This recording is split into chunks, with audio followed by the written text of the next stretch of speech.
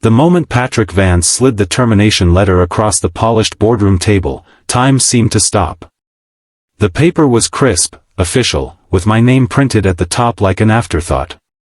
Around me, 12 executives sat frozen in their chairs, their eyes carefully avoiding mine. These were people I'd hired.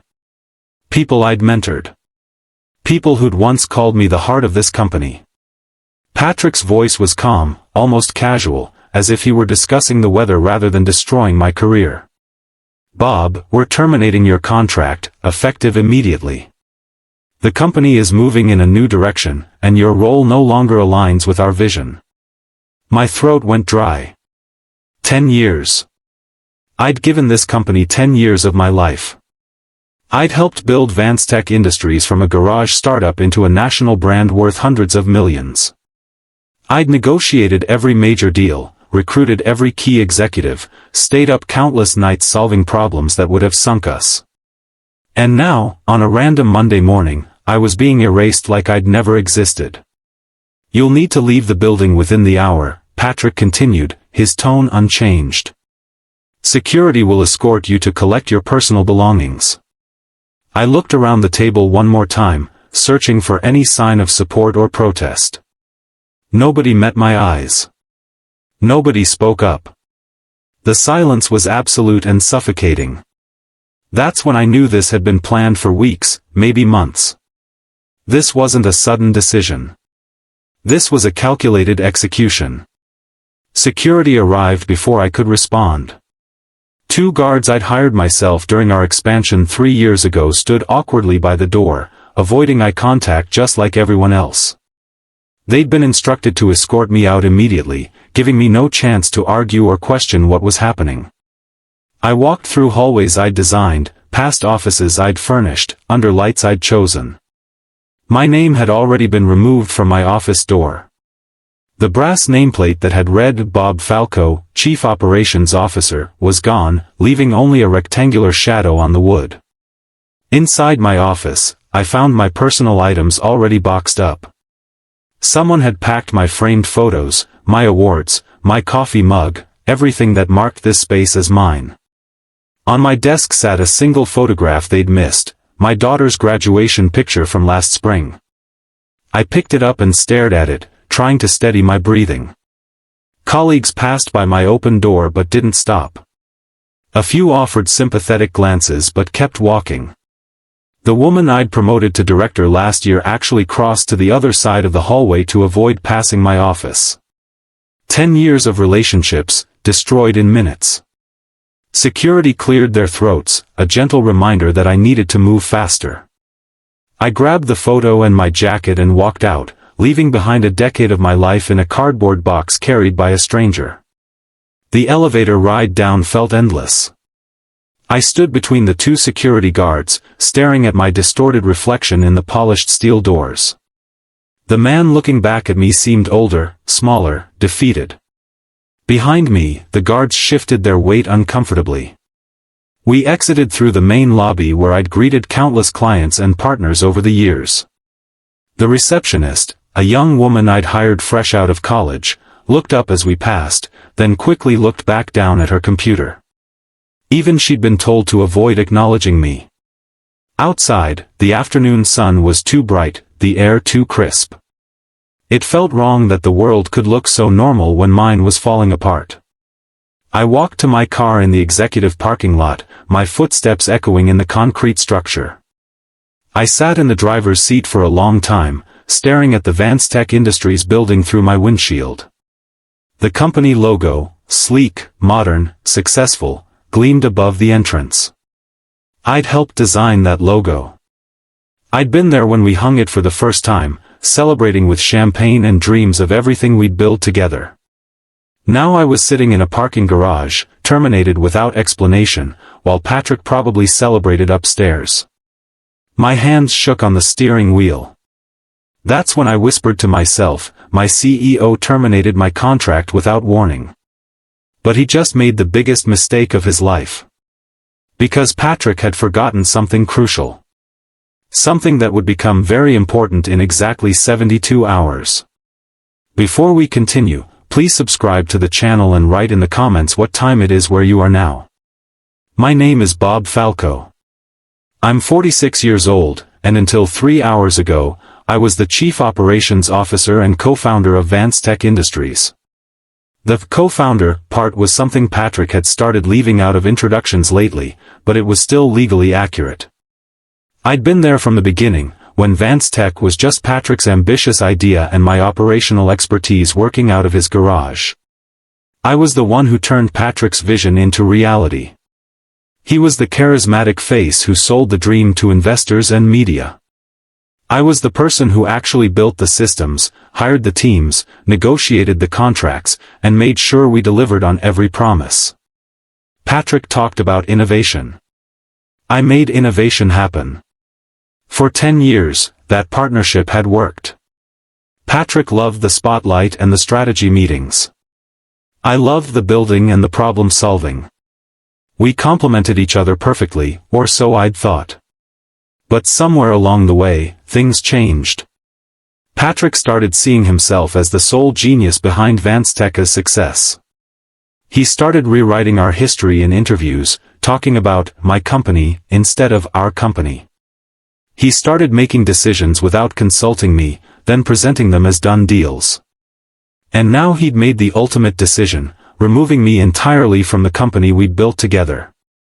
Except he'd done it without understanding exactly what my removal would trigger. Because Patrick was so focused on claiming sole credit for VanceTech that he'd never actually read the contracts I'd negotiated with our investors. That oversight was about to cost him everything. That evening, I sat in my home office staring at my computer screen. My phone had been buzzing constantly, messages from former colleagues offering sympathy, a few calls from confused vendors wondering why I wasn't answering company emails. But nothing from Patrick. Nothing from the board. Just silence from the people who'd actually made the decision to fire me. Around 8 o'clock, my phone rang with a number I recognized immediately. Lancaster Industries, one of our largest investors. I answered on the third ring. Bob, it's Stuart Lancaster. I just heard some concerning news. Is it true you're no longer with VanceTech? His tone was careful, measured. Stuart was a smart investor who read every contract carefully before signing. He'd know what my departure meant, even if Patrick didn't. It's true, I confirmed. Patrick terminated my contract this morning. Effective immediately. A long pause. Did Patrick clear this with the investor group? I don't believe so. You're the first investor who's called me. Another pause, longer this time. When Stuart spoke again, his voice had hardened. Bob, I need you to send me copies of the original investment agreements. All of them. And I need them tonight. Of course. May I ask why? Because if what I'm remembering is correct, Patrick just violated our contract in a very expensive way. And I don't think he realizes it yet. We ended the call, and I pulled up the investor agreements from my personal archives. These were documents I'd drafted myself, negotiated carefully over months of meetings, and signed on behalf of VanceTech. Patrick had signed them too, but he'd always let me handle the details. He'd trusted me to protect the company's interests. I'd done exactly that. I just also protected my own position in the process. I spent most of that night reviewing contracts, making notes, and sending encrypted copies to Stuart and 2 other investors who'd called with similar concerns. The more I read, the clearer the picture became. Every major investment agreement over the past 3 years contained a clause I'd insisted on during negotiations. The clause stated that funding commitments were contingent on maintaining current leadership structure and key personnel. I was explicitly named as one of those key personnel. The clause further specified that any change to my role or removal from the company required investor approval and a 90-day transition period. Patrick had terminated me with 0 notice and 0 investor consultation. In doing so, he'd automatically triggered termination clauses in every one of those agreements. The investors now had the legal right to withdraw their commitments, demand immediate repayment of certain advances, and cancel the massive expansion deal we'd been negotiating for the past year. That expansion deal, a $40 million investment that would have taken VanceTech to the next level, was now hanging by a thread. And Patrick probably had no idea. I hadn't written those clauses intending to use them this way. I'd written them to protect myself from exactly this situation, to ensure I couldn't be easily pushed out of the company I'd built. I'd never imagined Patrick would be arrogant enough or stupid enough to fire me without reading the contracts first. But he had. And now the consequences were beginning to unfold. 3 months earlier, I'd started noticing the warning signs.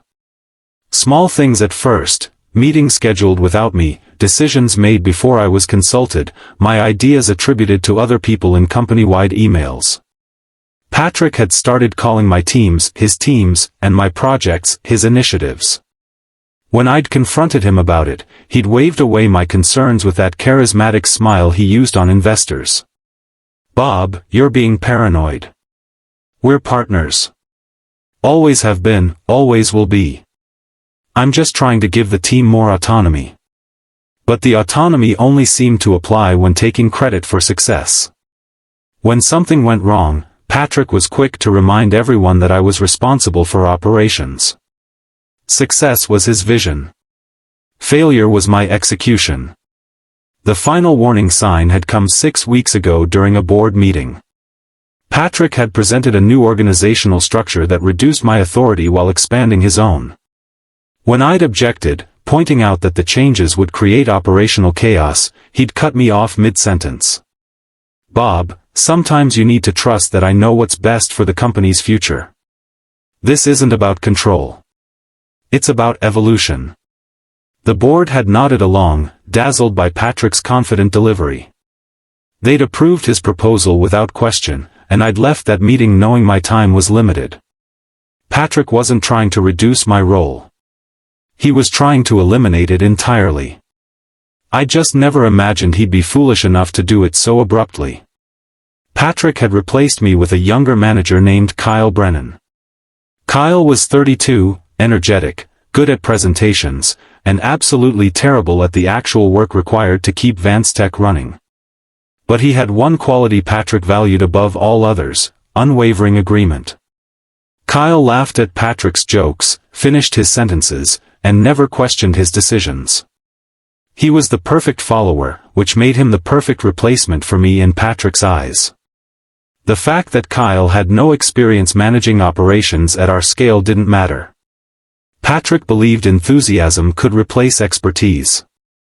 I'd actually trained Kyle myself 2 years ago when we hired him as a project manager. He'd been eager and talented but needed significant mentorship to develop real leadership skills. I'd spent countless hours teaching him our systems, introducing him to key contacts, explaining the complexities of our operations. Now he was sitting in my office, making decisions he didn't have the experience to make, because Patrick valued compliance over competence. The irony was bitter. I'd built my own replacement, trained the person who'd take my position, and handed Patrick the tool he'd use to push me out. And I'd done it all because I'd believed in developing talent and building a strong team. That belief had cost me my job. But it was about to cost Patrick much more. The board had betrayed me too, though they'd done it quietly and bureaucratically. I learned later, from a sympathetic executive who'd attended the closed session, that Patrick had been lobbying them for months to remove me. His pitch had been carefully crafted. He'd told them I'd lost my edge, that I was resistant to change, that the company had outgrown my leadership style. He'd presented carefully selected data showing projects that had encountered problems, conveniently omitting context or his own role in those problems. He'd convinced them that VanceTech's future depended on fresh leadership with bold vision. And that I represented the past, valuable for getting the company started but now an obstacle to its evolution. The board I'd personally convinced to invest during our toughest quarter, when we'd nearly gone bankrupt and I'd worked 100-hour weeks to save the company, had nodded and voted to remove me without hesitation.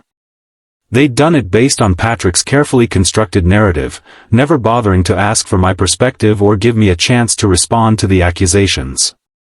That hurt worse than Patrick's betrayal. I'd expected Patrick to eventually try something like this. His ego had been growing for years. But I'd thought the board, professional investors who'd worked closely with me, would have more integrity than to fire someone with zero due process. I'd been wrong about that too. That first night after my termination, I sat alone in my home office with a glass of whiskey I didn't really want. Every part of me wanted to send an email, a long, detailed explanation to the board, to investors, to employees, exposing everything Patrick had done. I wanted to tell the truth loudly and publicly, to defend myself against his lies. My finger hovered over the keyboard. The draft email was ready. All I had to do was hit send. But something stopped me. Anger felt good in the moment, but it faded quickly. And angry people made mistakes, said things they'd regret, burned bridges they'd later wish they'd preserved. I'd seen it happen too many times, wronged people who destroyed their own credibility by lashing out emotionally. Patrick wanted me angry. He wanted me to react badly, to prove his narrative about me being difficult and resistant. If I sent that email, I'd be playing right into his hands. So instead, I closed the laptop. I finished the whiskey. And I whispered to the empty room, not yet. Strategy lasts longer than anger. Because I'd learned something Patrick had never understood, true power doesn't come from making noise. It comes from patience, preparation, and letting the situation play itself out. I didn't need to destroy Patrick. I just needed to stop protecting him from his own mistakes. And the biggest mistake of his career was now in motion. Over the next 48 hours, I conducted a quiet audit of everything I'd built at VanceTech. I reviewed contracts, agreements, emails, and documentation I'd carefully archived over 10 years. The picture that emerged was clear and damning. My fingerprints were on every major deal, every key relationship, every critical system. The investor agreements. The client contracts. The vendor relationships. The operational procedures. All of it had been built by me, negotiated by me, maintained by me. Patrick had been the face of the company. I'd been its foundation. And he'd just removed that foundation without understanding what would happen next. The most critical discovery was the clause buried in our expansion deal, the $40 million investment that was supposed to close next month. The lead investor had required that clause personally, insisting that the deal was contingent on maintaining current leadership. I'd agreed because it seemed reasonable, a way to ensure stability during the critical expansion phase. Patrick had signed the agreement without reading that clause carefully. He'd been too focused on celebrating the money, too confident that every detail had been handled properly. He'd trusted me to protect the company's interests, never considering I might have also protected my own. That trust was about to cost him $40 million. Patrick spent those same 48 hours parading his new leadership team across social media and industry publications. Photos of him standing confidently beside investors, grinning at industry events, giving interviews about VanceTech's exciting future. Every post felt like a slap in the face. One particular photo showed Patrick with his arm around Kyle, my replacement, both of them smiling for the camera at some investor meeting. The caption read, "Excited to introduce VanceTech's new COO, leading us into our next phase of growth." Dozens of comments congratulated Patrick on his vision and leadership. Nobody mentioned my name. Nobody acknowledged that the company they were celebrating had been built on my work. I'd been completely erased from VanceTech's narrative, as if 10 years of my life had never happened. But I knew something Patrick didn't. Every photo, every post, every celebration was counting down to a moment when everything would collapse. Each confident smile was building toward a fall he couldn't see coming. I didn't comment on any of the posts. I didn't reach out to correct the narrative. I just watched, patient and silent, as Patrick dug himself deeper into a hole he thought was a throne. 72 hours. That's how long it would take for the consequences to catch up with him. On the second day after my termination, I received a call from someone I'd thought was firmly in Patrick's camp. Vanessa Pierce, one of the directors I'd hired 3 years ago. She'd been quiet during my termination meeting, not speaking up but not celebrating either. "Bob, I need to talk to you," she said, her voice low like she was hiding from someone. "Not on the record. Just. I need you to know what's happening." "I'm listening." "Patrick told the senior team yesterday that you were dead weight. He said the company had been dragging you for years, that you couldn't keep up with our growth, that removing you would finally let us reach our potential. He's been saying this stuff for months, but yesterday was the first time he said it so openly." My chest tightened, but I kept my voice calm. "Thanks for letting me know. Bob, I'm sorry I didn't speak up in that meeting. I should have.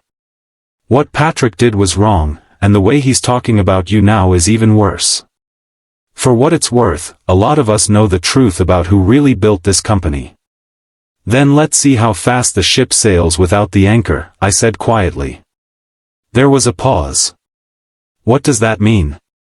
"It means Patrick's about to learn an expensive lesson about reading contracts." By the end of the second day, the investor group requested a clarification call with Patrick.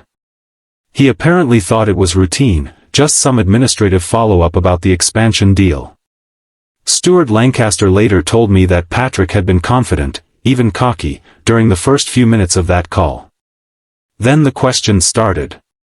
Why had I been terminated? Had the board approved it? Had investors been notified? Was Patrick aware of the personnel stability clauses in the investment agreements? Patrick's confidence had evaporated quickly. He'd tried to explain that my removal was a strategic decision, part of his vision for the company's evolution. The investors had asked him to cite the specific contract provisions that allowed for my removal. He couldn't, because those provisions didn't exist.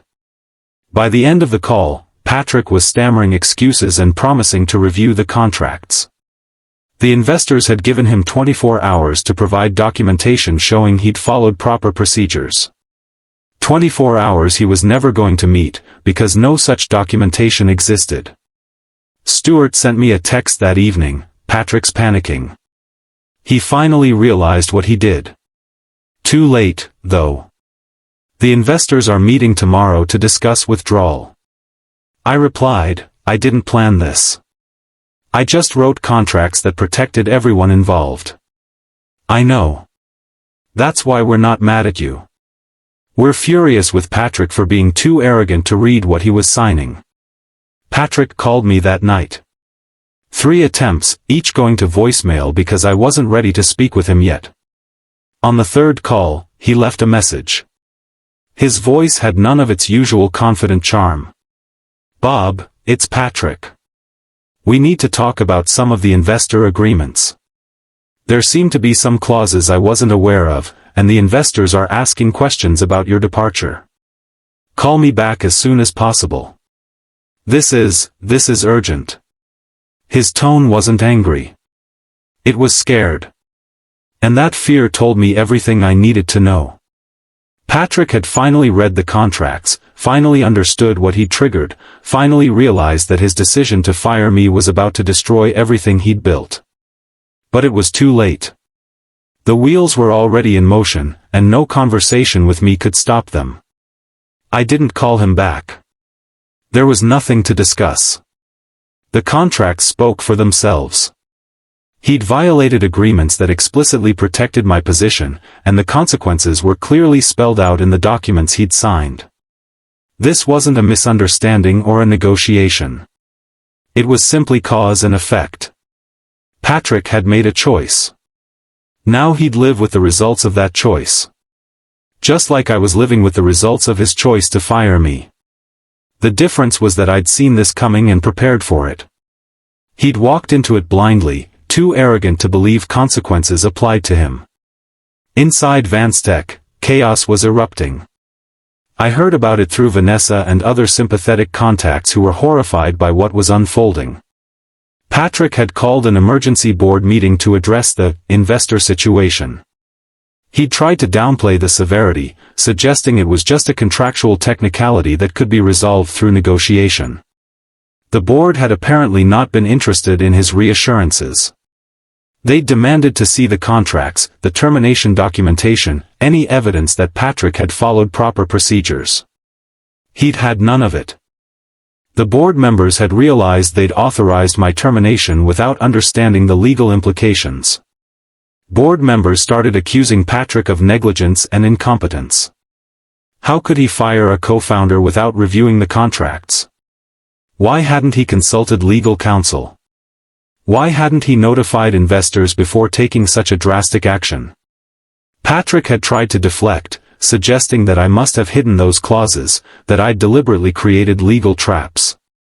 But the contracts were clear and openly written. Anyone who'd bothered to read them carefully would have seen the personnel stability requirements. Patrick simply hadn't bothered to read carefully. By midday, news had leaked to industry media. Tech blogs started reporting that VanceTech was facing leadership turmoil and investor concerns. By evening, it was trending on social media.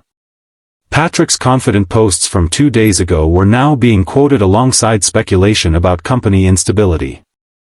Exactly 72 hours after my termination, 3 days to the hour, the investors made their decision. Every single one withdrew from the expansion deal. $40 million, gone in an instant. More significantly, several investors invoked clauses allowing them to withdraw from existing agreements as well, creating immediate cash flow problems for VanceTech. The company that had seemed financially secure on Monday was now facing serious liquidity issues by Thursday. Stewart sent me the joint statement the investor group had released. Due to recent changes in leadership that violate the terms of our investment agreements, the undersigned investors are exercising their right to withdraw support from VanceTech Industries. We have lost confidence in current management's ability to honor contractual obligations. The statement didn't mention me by name, but everyone in the industry would understand what it meant. Patrick had violated investor agreements by firing me, and those investors had responded by pulling their money. Within hours, the story was everywhere. VanceTech loses major backing after controversial termination.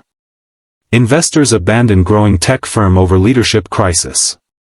CEO's decision to fire co-founder backfires spectacularly. My phone exploded with messages. Reporters wanting comment. Former colleagues expressing shock. Even competitors reaching out, some genuinely sympathetic, others clearly fishing for information. I didn't respond to any of them. I just sat in my home office, watching Patrick's world collapse, feeling nothing but a quiet sense of justice. Patrick tried to salvage the situation by publicly blaming me. He gave an interview suggesting I'd sabotage the company by writing predatory contracts designed to trap VanceTech if I was ever removed. He painted himself as a victim of my manipulation, someone who'd trusted the wrong person with legal negotiations. The strategy backfired immediately. The investor group released their own statement clarifying that the contracts were standard investor protections, that I'd negotiated in good faith, and that Patrick had simply failed to read what he was signing. They pointed out that any competent CEO would have had legal counsel review such agreements carefully. Legal experts weighed in on industry blogs, analyzing the contracts and confirming they were reasonable and clearly written. One particularly damning article noted that these clauses exist specifically to prevent exactly this situation, a CEO impulsively removing key personnel without considering the implications. Mr. Falco protected his investors. Mr. Vance apparently didn't bother reading their protection terms. Patrick's attempt to spin himself as the victim only made him look worse, incompetent, reckless, and willing to blame others for his own failures. The same qualities that had made him charismatic now made him seem dangerous and unreliable. By the end of that week, VanceTech's reputation was in tatters. Partners were distancing themselves. Clients were requesting meetings to discuss contract stability. Employees were updating their resumes. 10 days after my termination, I received a call from one of the investors who'd withdrawn from VanceTech. Kenneth Morrison, a venture capitalist I'd worked with closely during our expansion planning. Bob, I wanted to reach out personally. First, to apologize that we didn't push back when Patrick fired you. We should have intervened immediately. Second, to tell you that several of us have been discussing your future. If you're interested in starting something new, we'd like to invest. I'd been expecting something like this, but hearing it confirmed still felt surreal. You'd invest in me after I just cost you money by leaving VanceTech? You didn't cost us money. Patrick did, by violating our agreements. You actually protected us by writing contracts that gave us an exit strategy when leadership became unstable. That's exactly the kind of strategic thinking we want to back. Other investors echoed Kenneth's sentiment over the following days. They didn't blame me for VanceTech's collapse. They blamed Patrick for being too arrogant to read the contracts that protected everyone involved. Within 2 weeks, I had commitments for $15 million in seed funding for whatever venture I wanted to pursue next. Not the $40 million Patrick had lost, but more than enough to start something meaningful. For the first time since my termination, I felt something besides anger and hurt. I felt possibility. A chance to build something new, something better, something truly mine. I spent the next month designing a new company from scratch. Not a clone of VanceTech, but something leaner and more focused. A company built on integrity instead of ego. A place where people would be valued for their contributions, not just their ability to flatter the CEO. I worked from my home office, sketching organizational structures, writing business plans, reaching out to former colleagues who might be interested in joining me. The response was overwhelming. Dozens of talented people who'd left VanceTech under Patrick's increasingly toxic leadership wanted to be part of something better. One evening, Vanessa called. Bob, I'm resigning from VanceTech. Kyle is a disaster as COO, Patrick is blaming everyone except himself for the company's problems, and the whole place feels like it's sinking. If you're really starting something new, I want in. You're sure? Leaving VanceTech could be risky. Staying there is riskier. Patrick's talking about potential layoffs to manage the cash flow crisis. And even if my job survives, I don't want to work for someone who treats people the way he treated you. Vanessa was the first, but not the last. Over the following weeks, 8 key employees left VanceTech to join my new venture. People who'd been essential to the company's operations, now leaving because Patrick had created an environment where talent wasn't valued or protected. Each resignation made VanceTech's situation worse and my new company's prospects better.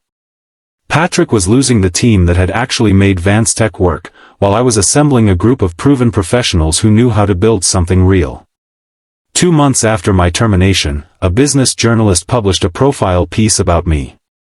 "The man who built VanceTech is building again," read the headline.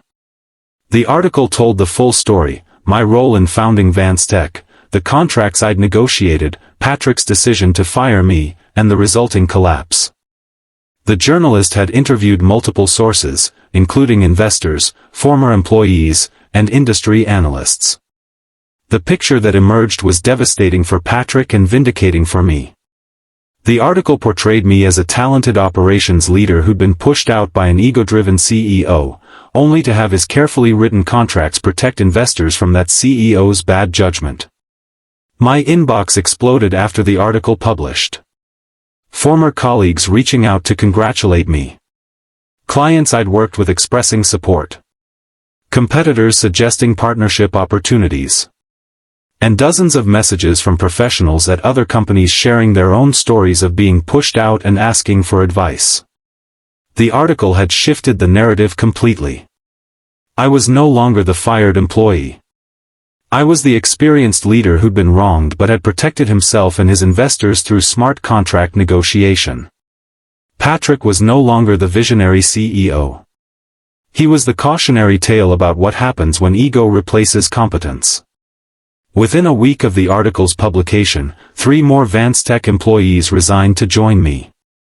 Patrick's company was hemorrhaging talent while mine was growing stronger every day. 6 months after my termination, Patrick faced an internal investigation by Vansteca's board. The investigation revealed that he'd been falsifying numbers to cover the financial damage from the investor exodus. He'd been inflating revenue projections, hiding operational costs, and misleading the board about the company's actual financial health. The board removed him as CEO, effective immediately. The same abrupt, humiliating process he'd used on me was now being used on him. Security escorted him out of the building. His name was removed from his office door. His replacement was announced before he'd even left the parking lot. The irony wasn't lost on me. Patrick had orchestrated my public humiliation, and now he was experiencing the same fate. Except this time, there was actual cause, proven misconduct rather than manufactured excuses. I didn't take pleasure in his downfall. It was simply the natural consequence of his choices. He'd built a company on lies and ego, and eventually, that foundation collapsed. I just happened to be the person whose removal triggered that collapse. A reporter called asking for comment on Patrick's removal. I declined. This wasn't about Patrick anymore. It was about building something better. He'd written his own ending. I was focused on writing my beginning. My new company, Falco Systems, signed its first major contract that same week Patrick was removed from Vanstec. The timing was purely coincidental, but it felt symbolic. As Patrick's career reached its lowest point, mine was beginning its next chapter. The contract was with a mid-sized manufacturing firm looking to upgrade their operations technology. Not the massive deals Vanstec used to pursue, but solid, sustainable business with a client who valued competence and integrity. Exactly the kind of foundation I wanted to build on. My team celebrated in our rented office space, a loft downtown, far more modest than Vansteca's glass tower but filled with genuine camaraderie instead of corporate politics. Vanessa brought champagne. Kyle's replacement, a talented woman named Iris who'd left Vanstec after Kyle proved incompetent, brought cupcakes. We toasted not to crushing competitors or maximizing profits, but to building something we could all be proud of.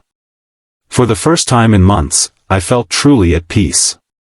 Not because Patrick had fallen, but because I'd risen again. I'd rebuilt my career on my own terms, surrounded by people who chose to work with me because of my leadership, not people who were stuck working for me because they needed a paycheck. This was what success actually felt like. Not the hollow celebration of financial metrics, but the genuine satisfaction of building something meaningful with people you respect. A year after my termination, I received an email from Patrick. The subject line was simple, "I'm sorry." I stared at it for several minutes before opening it. The message inside was brief, "Bob, I know this is far too late and probably meaningless, but I wanted to say I'm sorry for how I treated you. You built Vanstec as much as I did, maybe more, and you deserved better than what I gave you. You won. I lost. I hope you found peace, because I haven't." I read it twice, trying to decide how to respond. Part of me wanted to send a detailed reply explaining exactly how his choices had hurt me, what the termination had cost me emotionally and professionally, how his arrogance had damaged not just me but everyone at Vanstec. But that wasn't who I wanted to be. I'd built Falco Systems on principles of integrity and moving forward, not dwelling on past wrongs or seeking validation from people who'd wronged me. I deleted the email without responding. Patrick didn't deserve closure or forgiveness from me. But more importantly, I didn't need to give it to him. His opinion no longer mattered. His apology changed nothing about my present or future. The man who'd once had the power to terminate my contract was now just another name in my deleted emails folder. That was closure enough. 2 years after my termination, I stood at the window of Falco Systems' new headquarters, still modest compared to Vansteca's former glory, but ours, built on honest work and real relationships. My team had grown to 40 employees, all people who'd chosen to be here because they believed in what we were building. I thought back to that day in the boardroom when Patrick slid the termination letter across the table. The humiliation, the betrayal, the silent witnesses who'd let it happen. It had felt like the end of everything I'd worked for. But it had actually been the beginning. The beginning of understanding that losing everything sometimes means gaining the freedom to rebuild correctly. The beginning of learning that my worth wasn't defined by titles or companies but by the value I created and the integrity I maintained. Patrick had terminated my contract thinking he was eliminating a problem. Instead, he'd freed me from a toxic environment I'd been too loyal to leave on my own. His attempt to destroy me had actually saved me. I didn't destroy Patrick. He destroyed himself by prioritizing ego over competence, control over collaboration, appearance over substance. I just stopped protecting him from the consequences of those choices. Sometimes the best revenge isn't hurting someone back. It's building something better than what they took from you. It's proving that you didn't need them as much as they needed you. It's showing that their worst decision became your best opportunity. My CEO terminated my contract without warning. 72 hours later, investors pulled out of his deal. 2 years later, I built something better than anything we'd created together. And that, finally, was enough.